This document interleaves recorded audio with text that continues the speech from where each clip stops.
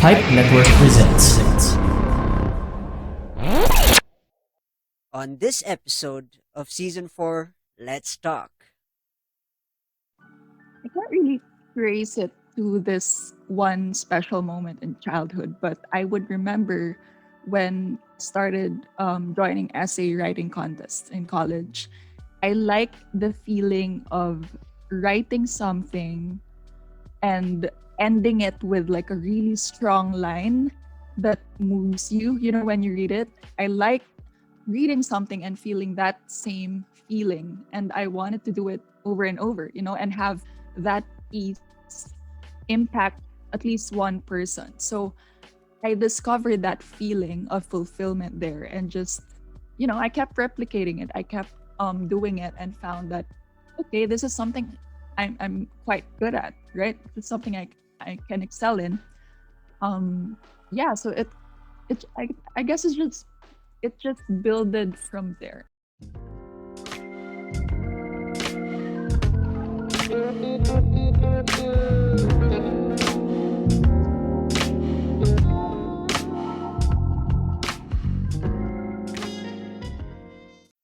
Hey folks, welcome back to the Rajiv Show, and I'm your host Rajiv Doreswamy.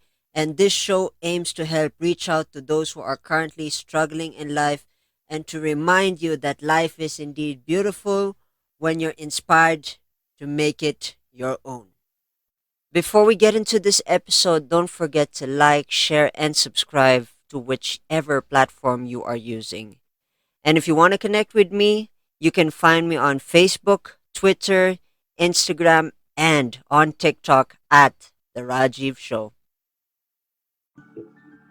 Hey, folks, welcome back to The Rajiv Show. And, folks, let me introduce to you my guest today, Rose Barroga.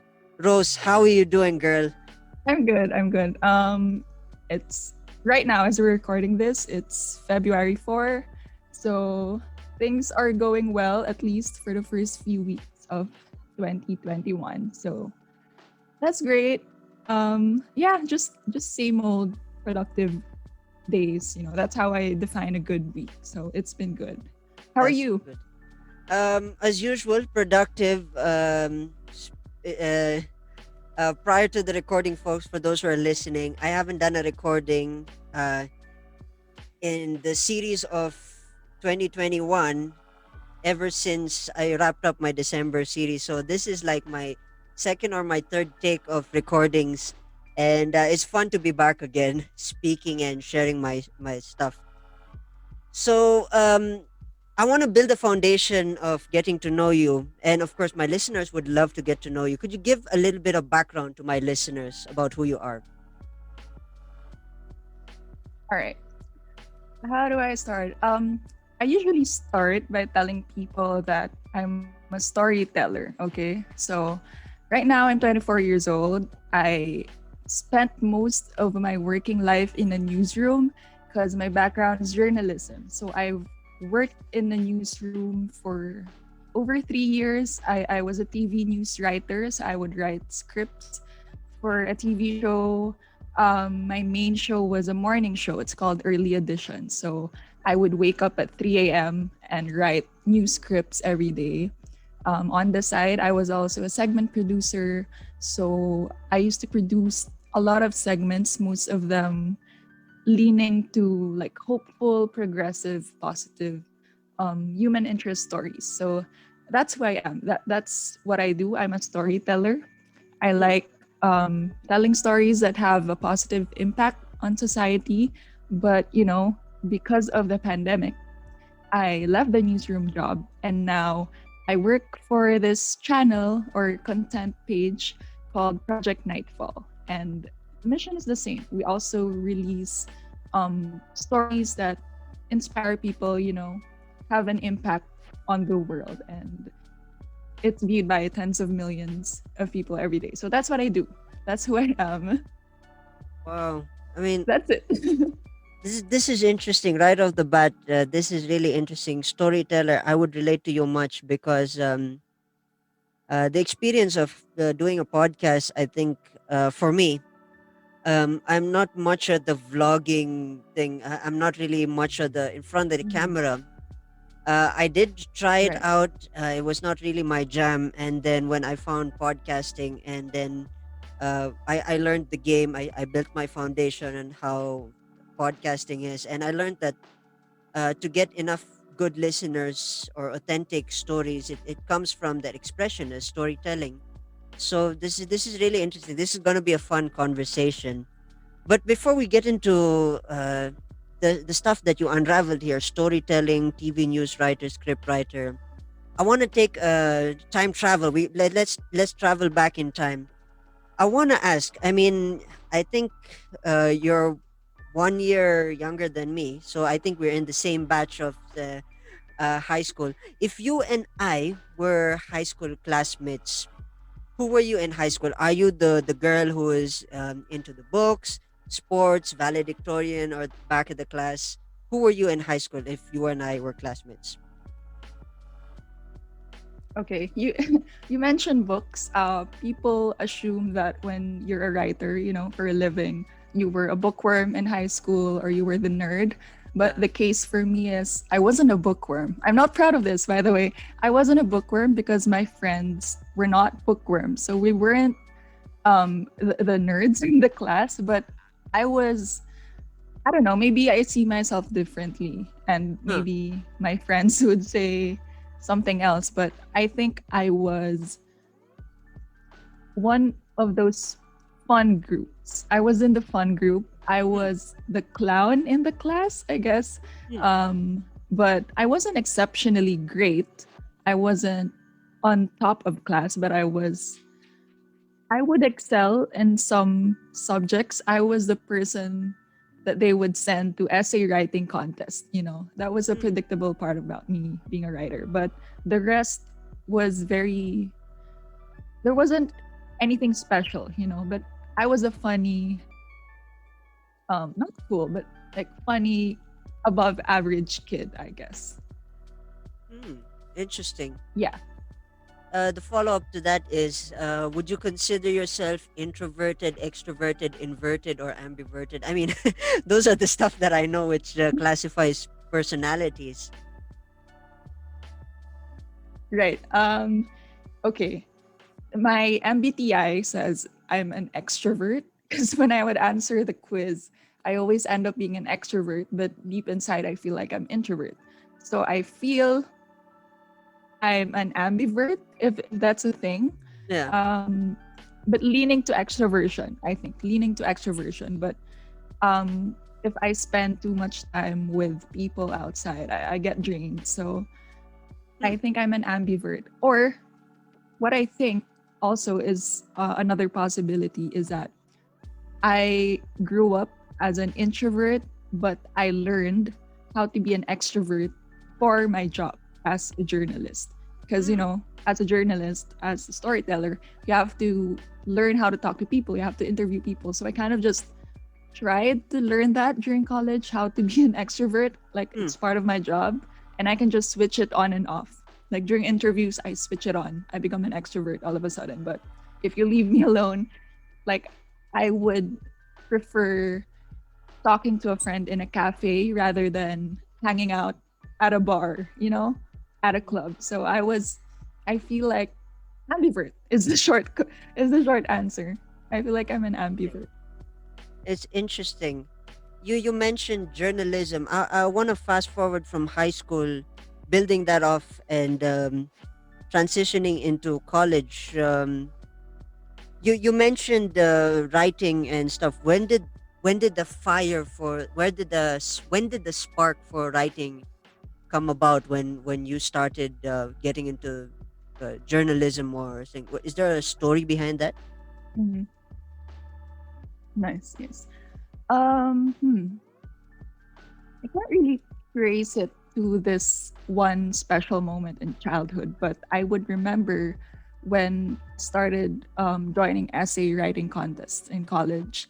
Hmm. I like the feeling of writing something and ending it with like a really strong line Hmm. that moves you, when you read it. I Hmm. like reading something and feeling that same feeling, and I wanted to do it over and over, and have that piece impact at least one person. So I discovered that feeling of fulfillment there, and just, I kept replicating it. I kept doing it and found that, okay, this is something I'm quite good at, right? Mm. It's something I can excel in.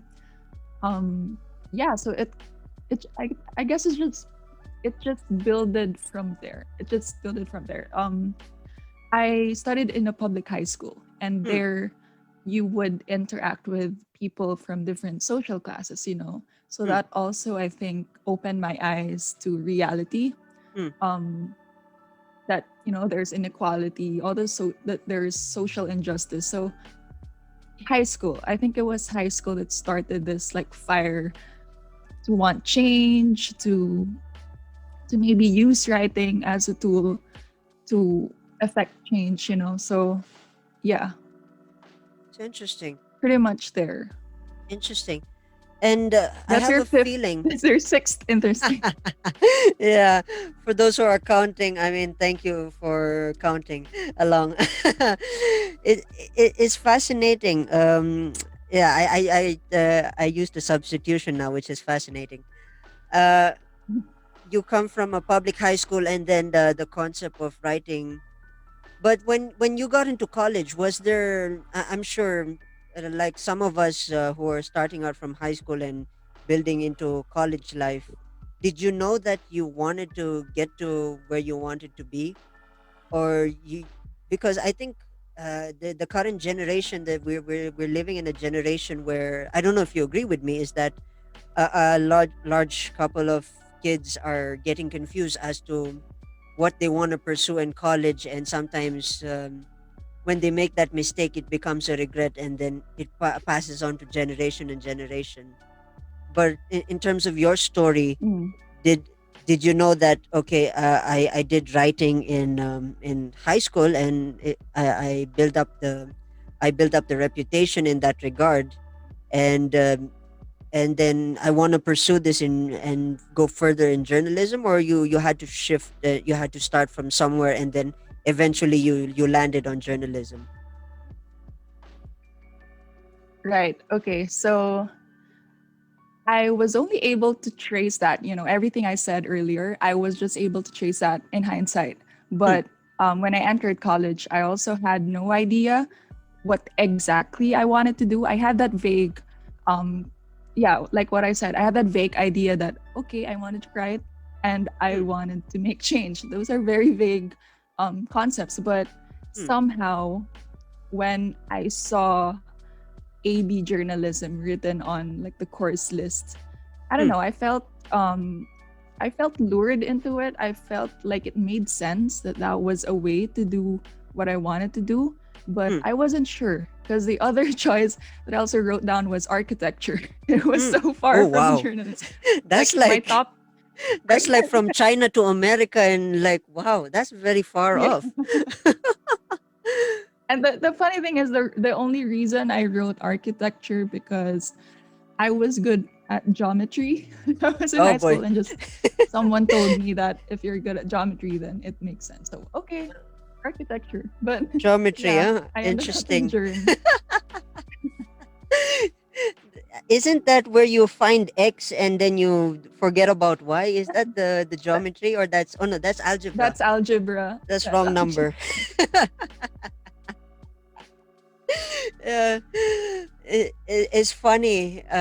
Sometimes some stereotypical stuff that I've learned is that when you're an Indian, you're good in maths, and it all goes back to this. Engineering. Yeah, engineering, maths, nursing. There's this funny part where someone found a YouTube clip about kids, flipping their fingers, and they're beating a calculator. So they were putting down numbers, and I'm sure I don't know if you've seen this. Where the kids they give a particular number, and then they add and minus, and then they just flip their wrists as though they were counting, and then they would come up with the numbers within 5 seconds.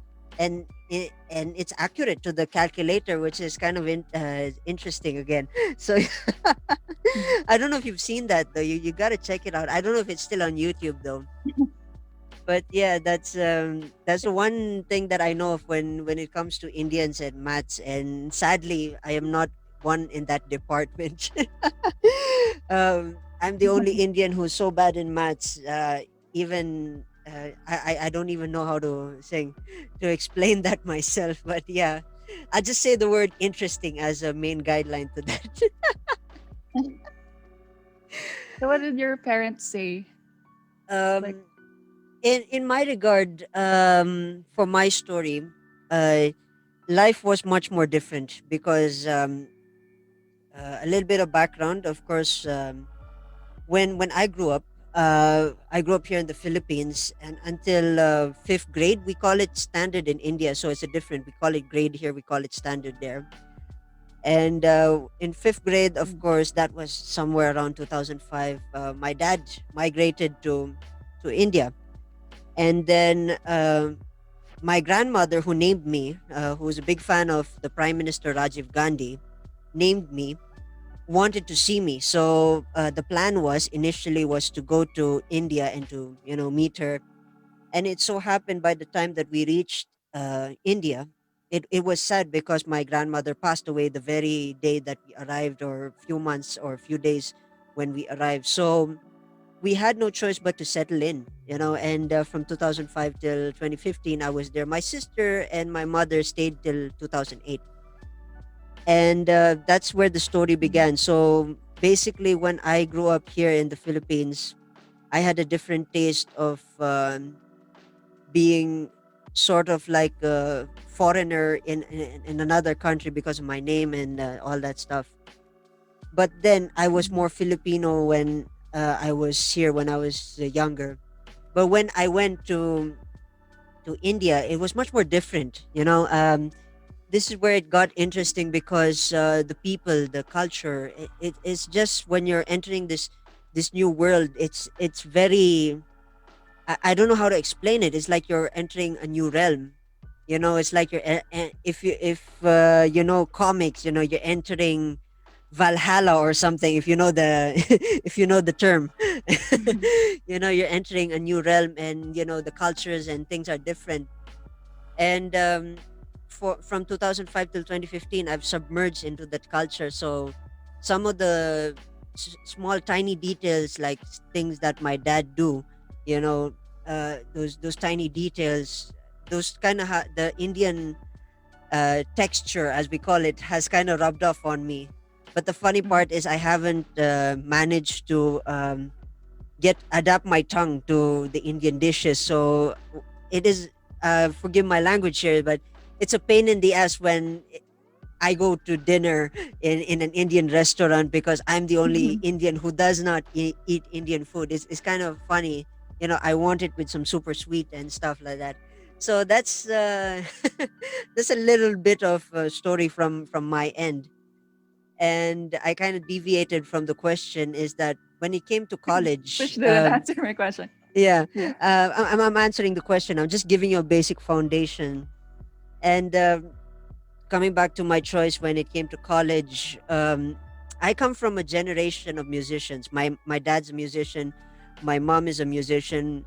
I grew up in a different STEM. I'm more of a comic book kind of guy, arts, writing not really, but drawing. That's Mhm, more of my forte when I was young. And moving forward, when mhm, I came back 2015, I kind of missed when I was here in Baguio. I kind of missed the opportunity to get into art school, which initially was my plan. So my backup course of action was music. So that's when I joined music school, and then I studied 5 years. And apparently, a few months ago, we just finished our graduation, which is 5 years. And I mm, supposedly it's supposed to be 4 years, but yeah, I graduated 5 years because I had some few problems during one of the years.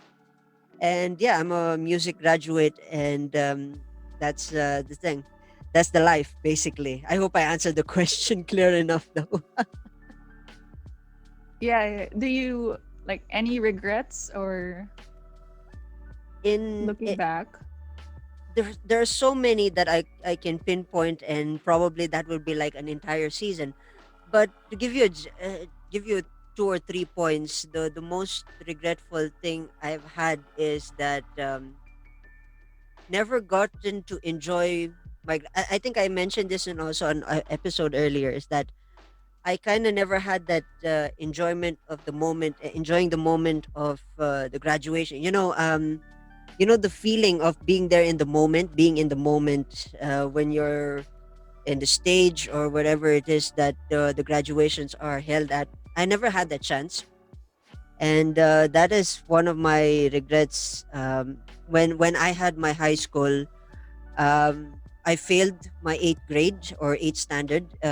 We call it eighth standard there, and then I had to opt up for open schooling, and I never had that Mm, opportunity because my sister, she graduated, and when she graduated it was more like a different take, because apparently during that time I never was never allowed to enjoy that moment with my sister. And I think it was, I don't know what the reason was, but I felt that I really wish that I would have at least enjoyed and internalized that, because I enjoy moments like that, where you're in the pedestal, and then it so happened that the mm, same story comes with the graduation that I mentioned earlier, which was, of course, because we're living in a pandemic, that's we had to do a mhm, virtual graduation. The funny part about that is I didn't even expect. I just got a last minute notification somewhere in my Facebook that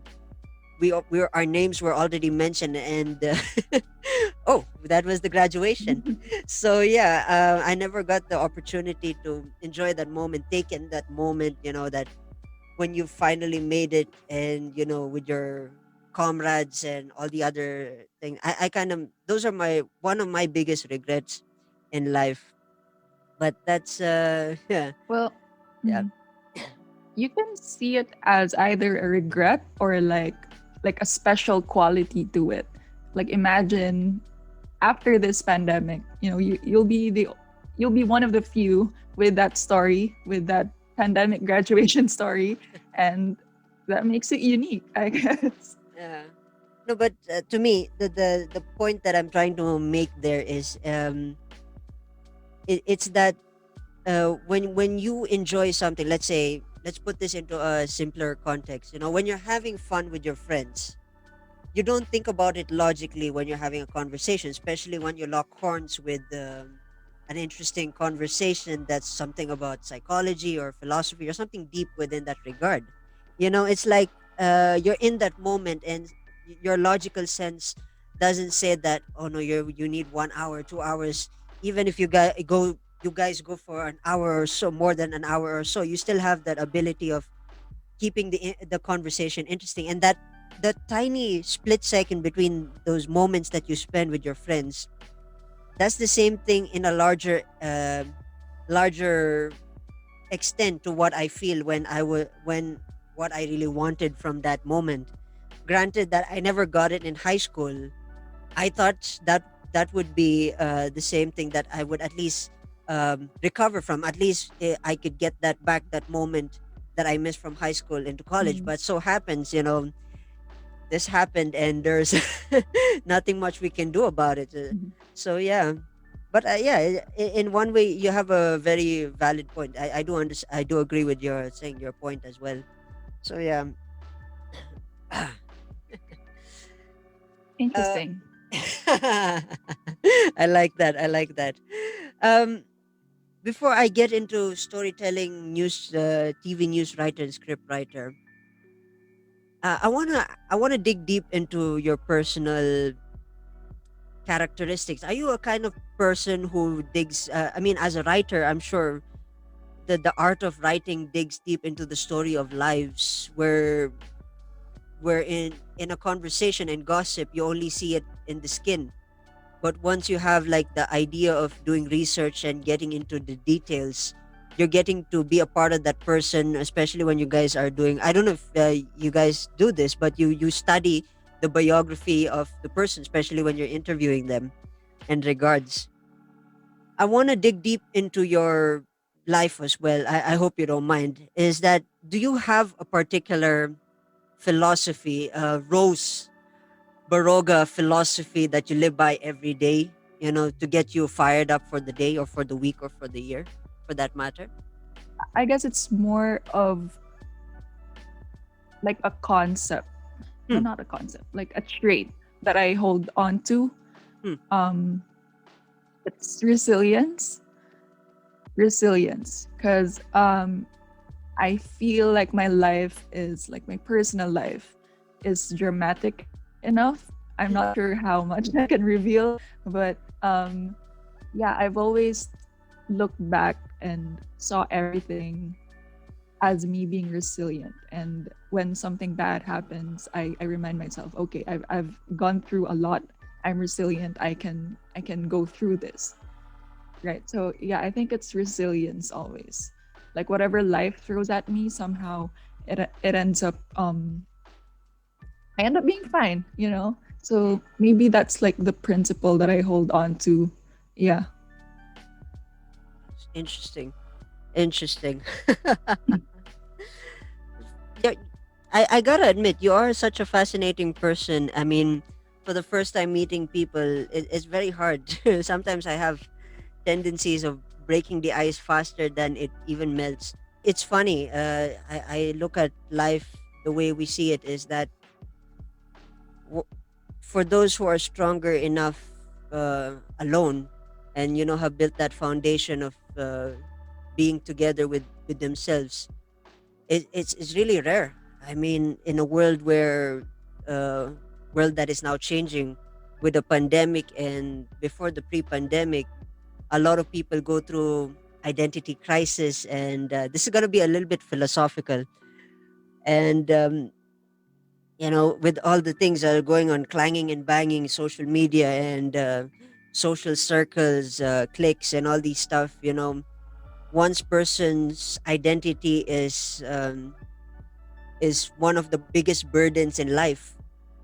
And then once they find the inner peace that contradicts the society around them, that also becomes a challenging. So I think we're all fighting the same battles that we all uh, have internally and externally. And it's a fascinating thing about human beings is that we all have different ways of coping and bringing the best out of what we do in life.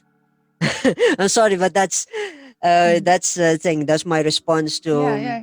reality and saying, especially now with this challenge. Like I said, this challenge. Yeah, I was saying it's interesting you said that inner peace and all that.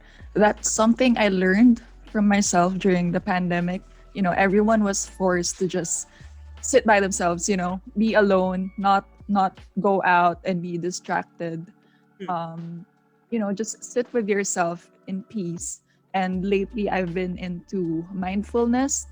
hmm, I've been doing at least guided meditations in the morning, and I've learned that about myself. I've also opened up that part of me that's just okay with sitting quietly doing nothing.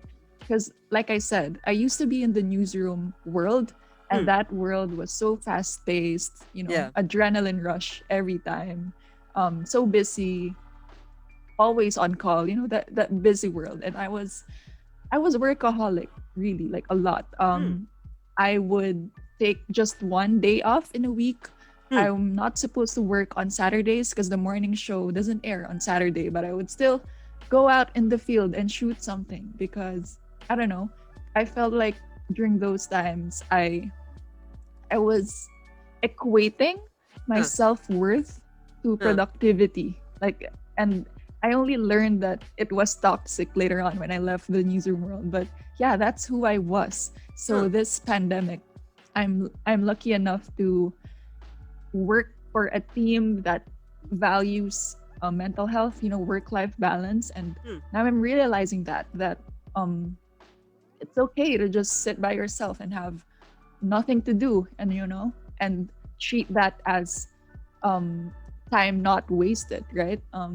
I also realize this when I watched Soul. Have you watched Soul? Oh Pixar yes, oh movie. yes, oh yes. Yeah. So like wow. I was always that like passionate, purposeful person who just preaches it, follow your passion, blah blah, Yeah. hustle. Spoiler But alerts for those who after that I haven't seen the movie. You gotta go see the movie. right This is sorry, not a sponsored please show, see the but movie. yeah, you gotta go see the movie. Soul, Jamie Foxx. I'm just gonna say It's it till it's there. just right. It's just so life changing for me. I was like, okay, I should just live, that leaf on your hand, like that image. I should just do that. So yeah, just wanted to share like that a big realization for me during the pandemic. Like inner peace, mindfulness, embracing life as it is, embracing the negatives, Hmm. learning that my emotions are neutral. There are no bad or good emotions. Hmm. Embracing sadness, embracing anxiety, because they all serve a function, for you to know yourself. So yeah. I've always had this question that since you mentioned newsroom, I've always wanted to. You mentioned fast pace in newsroom. I'm sure you've had some funny stories in the newsroom where you went, "Oh, that just happened to me." Could you share some funny Mm. stories? I hope, if you don't mind, share some interesting stories of the life in the newsroom, because I can't really visualize the idea of it being fast paced, because I only have limited knowledge to how the news life is, if that's the word for it. Do you have some Mm. interesting stories you want to share? Let me try to think of a funny story, but just to give you a picture of what the newsroom life is. So there's the newsroom with like all the desks, writers sitting side by side, Hmm. editors are there, and there's also another room. It's called the control room, Hmm. where everything basically happens. Everyone behind the scenes is there. So I would stay in the control room. So if you look at me at 3 a.m., Hmm. you just see me running back and forth between my computer and my producer. And we would just shout at each other Oh. because, especially if there's breaking news. So a lot of shouting, a lot of running for me Hmm. from my desk to the graphic artist desk because I also manage the graphics.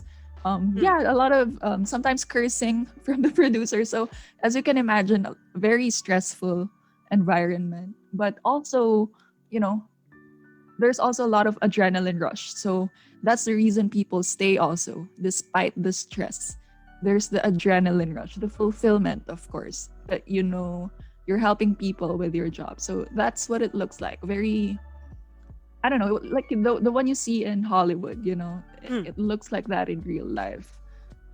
Funny story, I'm not sure if there's a funny story, but you know, um maybe silly mistakes like Yeah. in graphics.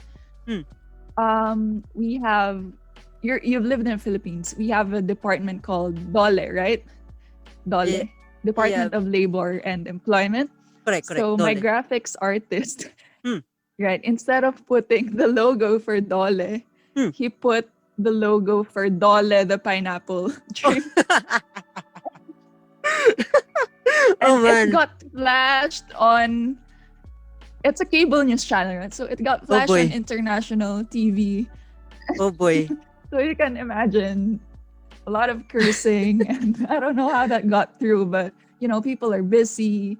Huh. Some people haven't slept at all. So that's just the life of live TV. So that's the only thing I remember. I'm sure there are other stupid mistakes, but yeah, that's Like, live TV for you. the dole that I know of is the pineapple circle thingy, right? Is that the one? Yeah. So Oh instead man. of Sorry for the so yeah, a maniacal lot of laugh. face palm. Yeah, Nice. I'm actually in that position It's right now. valid, valid. Oh my gosh, that sounds like that's the worst of interesting and worse. I hope. I mean, Uh, you could get fired for that. You should get fired for something like that, right? But but what happened I'm afterwards? glad Did he didn't get fired. the guy got away with it, or he? Well, um, what happens is I usually write an incident report because Huh. they report to me. Yeah, just that. But they can't afford firing a guy who has worked for them and knows all the rules. So what happens is Ah. just incident report, meeting after post mortem. So Oh wait. So yeah, it's we can't just technically, fire people. you were a junior in that office or that studio at that time, or an intern or something like that. It's no. Well, it's a small team, Yeah. so we it's normal to juggle a lot of roles. So Huh. during that time, I was a script writer.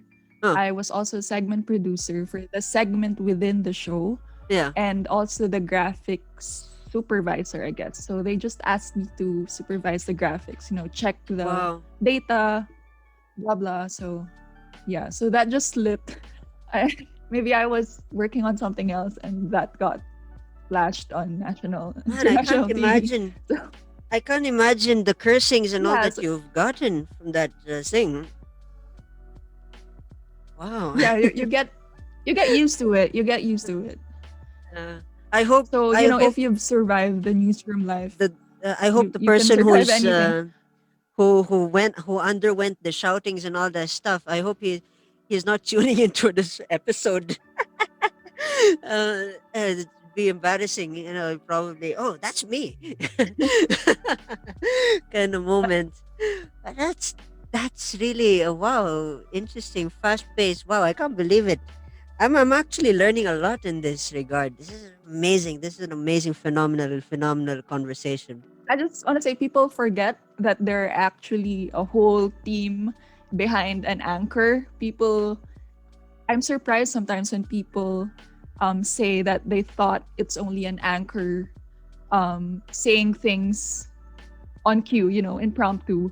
Yeah. They don't realize that there are people writing the script, that there are people directing the cameras, you know, Huh. people make the graphics and all that. So yeah, It's go ahead. really fascinating.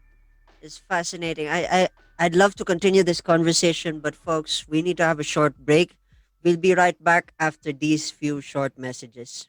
Do you want to get great deals? Go to Pipe Marketplace. Visit pipenetwork.co/marketplace and use the promo code TRS to get exclusive discounts. Chat with them now. Basta Podcast, Pipe Yan.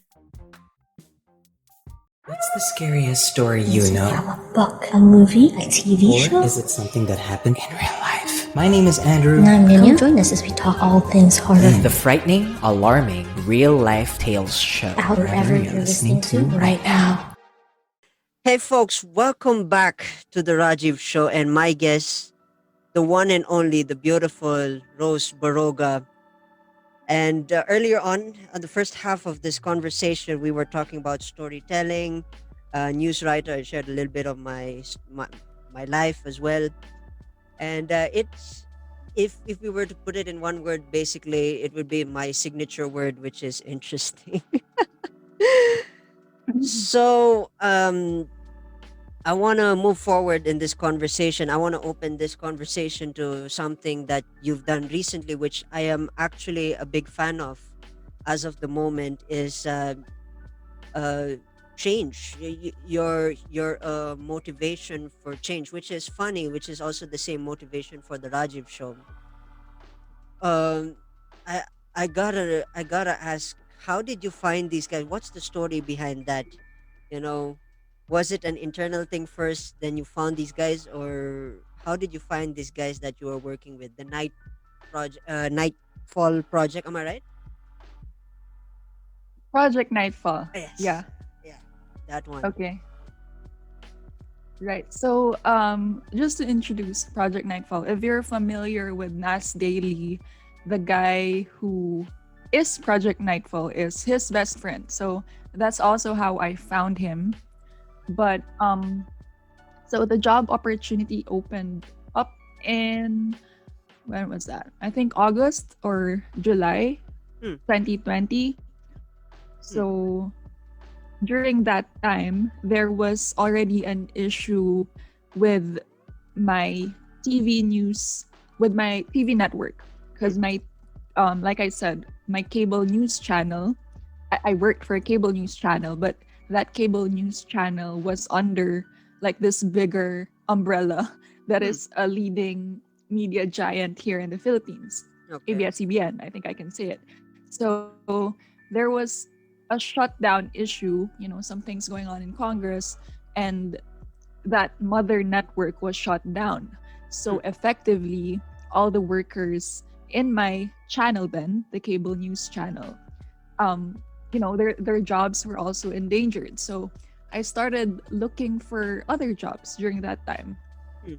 Um, and that's when I found this job posting for Project Nightfall. So um, yeah, I just applied. They asked me to submit a script, a sample script.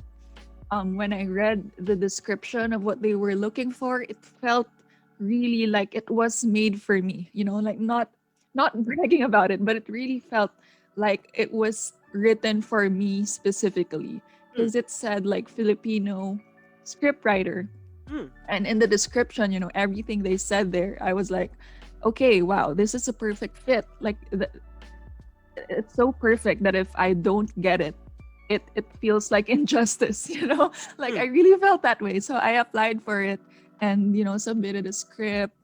um it was on Zoom. It was a Zoom interview with Hmm. Aegon, and yeah, just it went so fast. That same day they offered me the job, that same day, and from there, just everything just went by so fast. Yeah, and now I feel like I think I could describe it as like the perfect job for me. Like I could stay here forever. I'm at that point in my life. I feel like I'm already living the dream because this is what I want. I just want to tell stories Hmm. and change lives with it. And I think with the reach, it's happening already. So also the question that comes after that is what's next, right? After Yeah. you've gotten your dream, what's next? That's why Soul resonated with me a lot. What's next? What's next? So Hmm. yeah, I forgot your question. How did I meet them? Yeah, I Yeah. answered it. Fascinating. It's really, really fascinating. That's the one thing I really admire. I respect people who who are taking who are taking the route of change in times, in times of craziness and madness. Um, Mm, and I don't want to remind others that um, the year before us, I'm not gonna name it. The year before us, prior to this recording, was really tough. Basically, it was tough for a lot of people. I've met a lot of people who lost more than their senses when it came to reality changing, and now the fact that we are for sure. living in the era of change. Eventually, once this thing dies down, it's gonna be an interesting way to see how we are gonna recover, and I think the old ways are gonna change. So that the Yeah. main highlight of the things that I've said that repeated in consecutive terms, aside from interesting, is of course change, which is I think one of our both are my goal for the Rajiv show, and also for Rose's mission and vision. Not just of course to one project, but I'm sure a lot of projects are gonna come your way, and hopefully, I mean, I do believe. I mean, I know I met you for the first time, and from all the things that you're doing that you said you never wanted to mention, I guess use that as a fire to fuel yourself, and then I think you'll be on your way. I believe you'd rise above the expectation and still kick ass, and I hope that's okay for you for me to say it. But yeah, it's really really cool, and is yeah. That's very kind. I appreciate it. And I can say the same thing to you. I the reason I said yes to this is I always have respect for people who create, I don't know, who just create, who create content, who create value. in society, even if it's a stranger, I say yes. I always say yes to people. So the same respect goes back to you. Just keep doing it. Cheers. Thank you. Oh, Thank you I so wanted to much. say Yeah. something. You Yeah. mentioned, yeah, you mentioned how the last year has been, of course, it's changed lives in a negative way for a lot of people. Yeah. And I know this because my other passion project called Tales of the New Normal Hmm. tried to document this because it was such a crazy year. So I tried to document it by interviewing people from across the world, ask about their story, make it into a 1 minute video. So Hmm. that was another project on the side. Now the format is IGTV, which I think you know. Yeah. Yeah, so I know how hard it is. I've talked to people who lost loved ones, lost their jobs.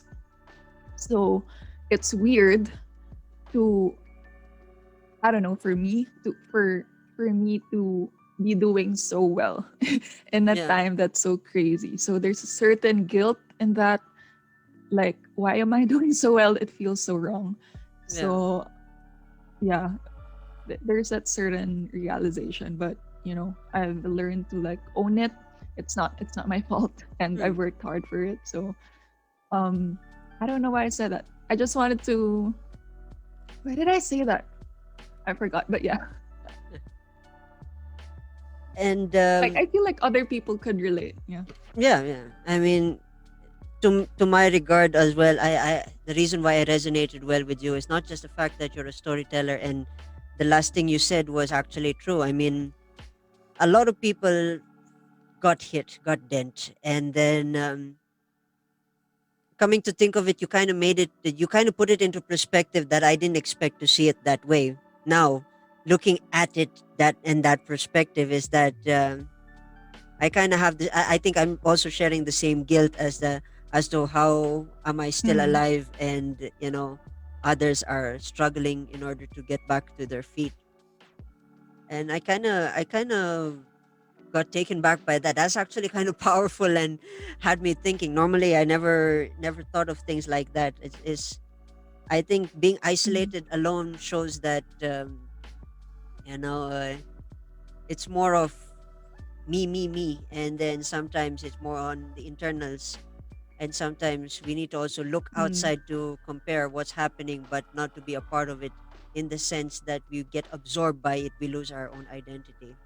I don't know if it makes sense. I'm Right. getting very Mm, deeply philosophical. All of these thoughts happen to me in the is that I've spent a lump sum of years from 2008 to 2015.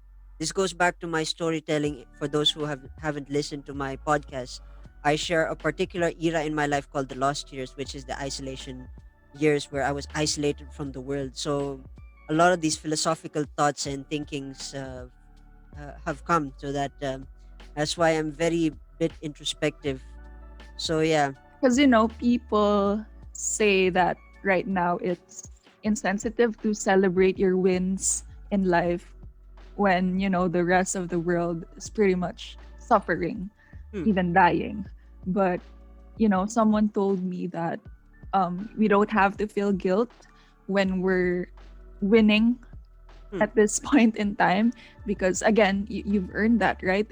It's not, maybe you're lucky also, but you've earned that. You've worked hard for that, and we shouldn't feel guilty. And along, I guess, if you still feel guilty, hmm, then maybe use your power right now to impact other people, right? Like what you're doing with your podcast. Things are going well for you, but you can still use this good energy, this productive energy, to helping other people right now who are struggling. So there's a way to still add value in this world, to like use that guilt productively, I guess. Create content, create value for other people. man, you are such a That's it. powerful. I mean, I gotta admit, from all the first, this is the first time I'm having a conversation with you. I gotta admit, you are really a powerful thinker, and I gotta praise you for that. That's one thing I do agree, and I love the fact that you put certain things that I never thought of into perspective, which is really fascinating and interesting in itself. So yeah, I mean, this has been an amazing conversation. I gotta love this. I mean I love this. What am I saying?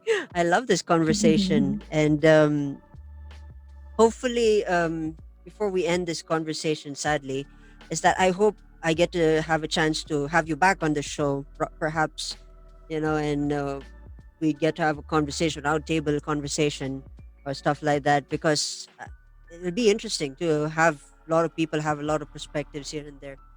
That would be fascinating. Mhm. And to wrap this conversation off, of course, so, Rose, of course, I'm sure a lot of my listeners have been inspired and they would love to connect with you. How would they find you in social media? How do they find you there? Oh, okay. So I guess I'll start with Talks of the New Normal, the one I'm doing now. So it's conversations with different people about different topics on how to live again in this new reality that we're in. So that's at Tales of New Normal. So Tales underscore of underscore new underscore normal on Instagram. But my personal account on Instagram is at Baroga Rose. Um, I think my name will be spelled right, so they'll see it. It's just Baroga and Rose. So yeah, that's it. I also have Twitter. It's also at Baroga Rose. Awesome. Awesome. First of all, I want to thank my guest today, Rose Barroga. Phenomenal, phenomenal person. The underlining word of the day is, of course, interesting, but second to that is change. And for those who are tuning in, I hope you have been transformed by the thoughts of other people's emotions and feelings. And I hope the story would act as a fuel for you to go out and change the world as it's changing. You also change your internals and build through that by the words of Rose herself. And an advice from me as well is that, take the conversations that we have in the Let's Talk series and push your dreams, make it happen. It's one of my favorite catchlines is let's make it happen. So yeah, I want to thank my guest. Thank you so much, Rose, for being a part of the show. Thank you so much for inviting me. Folks, I hope you've been inspired. Cheers, and I will see you in the next episode.